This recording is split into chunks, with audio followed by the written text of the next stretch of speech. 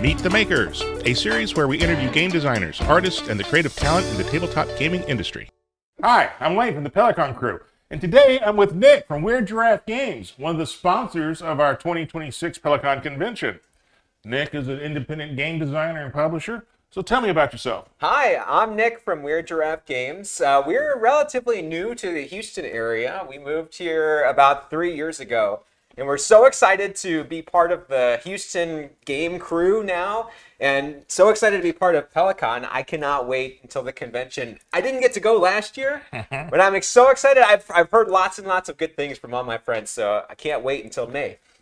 How long have you been making games? Yeah, we've been making games since 2016. It's about 10 years. I think this year is going to be our 10-year anniversary. We're maybe doing some cool, fun things to celebrate our 10-year anniversary. We got a whole bunch of games planned to come out this year, and we have made like 20 different titles so far.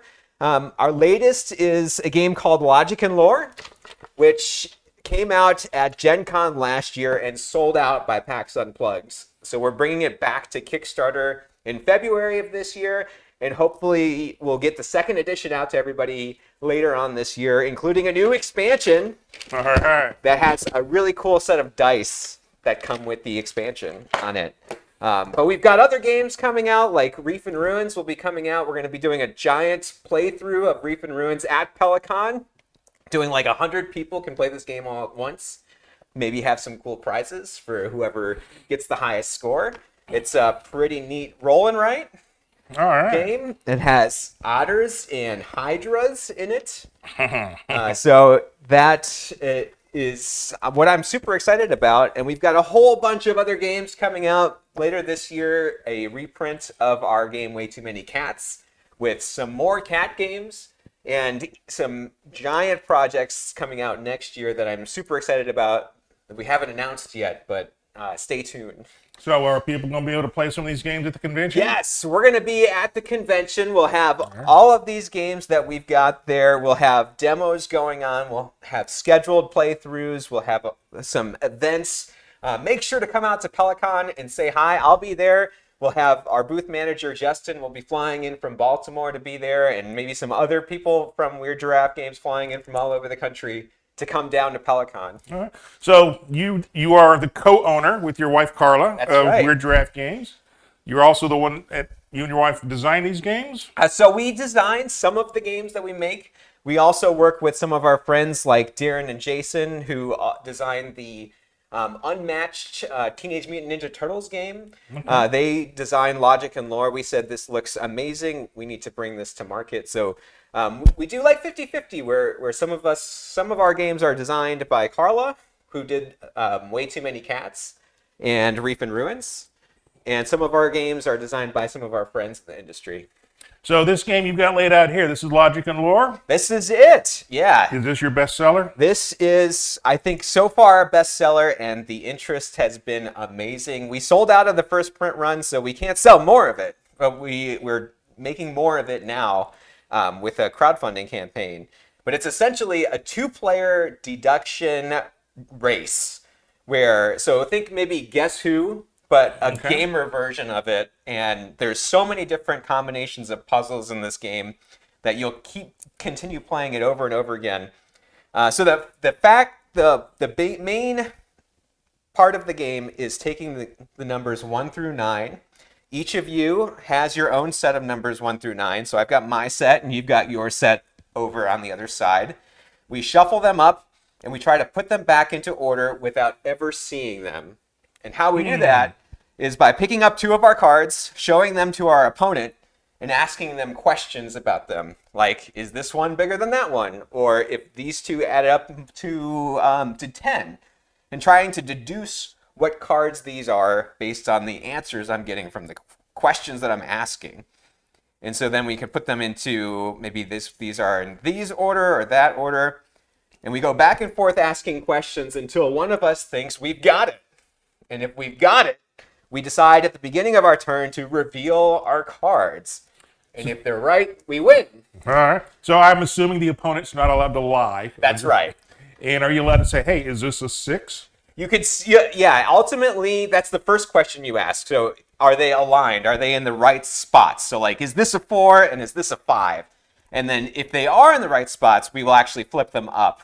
So because we both know that they're in the right spots. So you can see you're getting closer and closer, but your opponent really knows whether you've got it right because they're answering questions about your cards. So they could see your cards.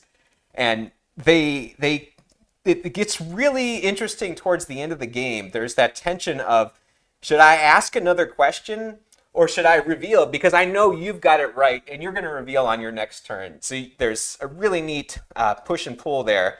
The game takes about 20 minutes to play, and I've seen pretty much everybody I demo this game with wants to play it immediately again because there's just so much replayability in it. It seems pretty simple, and a lot of those, that can be a lot of quick to learn and get into it. And it's so nice because it's relatively simple. I can teach you in about 3 seconds how to play. And then I can play on a really, really hard mode on my puzzle with black holes and red giants that throw off all the deduction. You could play on the basic mode. So it's a really great game for getting somebody into gaming. And it makes it so it's a challenging puzzle for you. It's a challenging puzzle for them at their skill level. And we're competitive because we're racing. So it can be like a father-son thing. Exactly. Yeah. Perfect. So what do those cards do? Yeah. So here is our red giant. It throws off the deduction because when you ask questions about it, you reveal it, if you pick it up, the answer to the question is always yes, no matter what the question is. So it starts to throw off your deductions. We talked about not lying. Well, that somewhat tends, that becomes somewhat of a lie. And but you're following the rules. But exactly. Then there's the black hole where the answer is always no. Okay. Right, because it's nothing. And so it really throws off your deduction. You could play with 2 black holes and a red giant, and now you have no clue what's going on. And what about these others? Yeah, so then we have a whole bunch of other game modes where you could potentially earn extra turns by prophesizing what people are going to pick up and talk about. We do have a mode where once per game you can lie about the question. So which question was the lie? So the basic game is pretty simple, but there's a lot of extras you can put into it to change the challenge rate and all that. Yeah. Is this with the expansion or is this the base game? That's the base game. So the expansion, Logic and Lore Variants, brings in the variance and random and chaos of dice. Okay. So there's a whole set of dice, your typical like D&D set, and there's 2 different modes that drive a lot of chaos and randomness. So the questions, instead of being based on the cards that you're asking, they're based on the dice roll.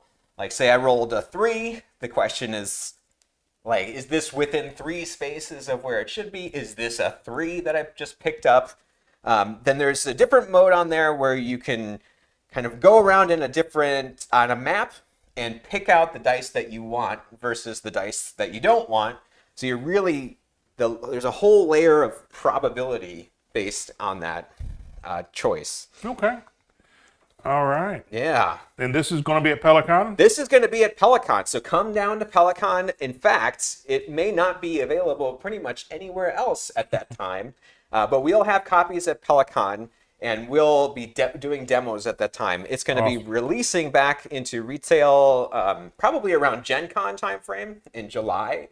So pretty much the only place you'll be able to see it is by coming down to PeliCON. Okay. All right. So one of my partners asked me to ask you about card sleeves. Yeah. So that's a really good question. There's a lot of people who like sleeving cards. Right now, we've got some really shiny and nice cards. I don't know. It's kind of a little bit hard to see, but if I like pick it up and move it around, you might be able to see a little bit of it on video. But in real life, as you walk around the board, the shininess really strikes you and it really pulls you in. It's a good-looking game. The problem is if you sleeve those cards, then the shininess kind of goes away. So we might have to do some custom sleeves for these. But these are tarot-sized cards, so it's really important to us that if you're playing a game a lot, you'll probably want to sleeve it. So we make the card sizes a pretty standard size, so you could go buy sleeves at your local game store for this size of cards. Mm-hmm. All right. So, is there anything else you want to share with Yeah, so our audience? I'm just really excited to be part of the Houston games scene. We've been here for about 3 years and haven't really made as many connections as I think we want to. We've been kind of going all to the national conference circuit and going all around the country. And being part of this scene is something I'm super excited for because I really love Houston. I love the area here. It kind of marries I love the weather. Some people say it's too hot. I love No. it. So I love being close to the water, and I'm really appreciative that you guys are putting on this convention that I think is going to become like one of the bigger conventions in the country because it's so easy to access to come out to Houston. The airport is 20 minutes away. Southwest flies in pretty much from every major city directly to that small airport it can get you out there. We've got a hotel that's close now. So I'm really excited to see the new location and see this con grow. So I'm doing what I can to help and excited to meet everybody out at PeliCON. Awesome. Well, we appreciate your support. And one of the good things is that we get to play these games too. So we're going to make a few videos going through some of these Weird Giraffe games. Check those out. Nick? Yeah. Thanks for having me. I really appreciate it. And I really appreciate what you guys are doing to bring gaming to Houston. This is awesome. Yep. All right. Well, come to PeliCON. Get your game on. I'll see you there. PeliCON is back for year 2. From Catan to Warhammer, D&D, Pokemon, and Werewolf, we've got you covered. Year 2 will be bigger and better with more scheduled plays, tournaments, and activities. May 15th through the 17th at the Texas City Convention Center. Visit our website at thepelicon.com for more details. Come get your game on.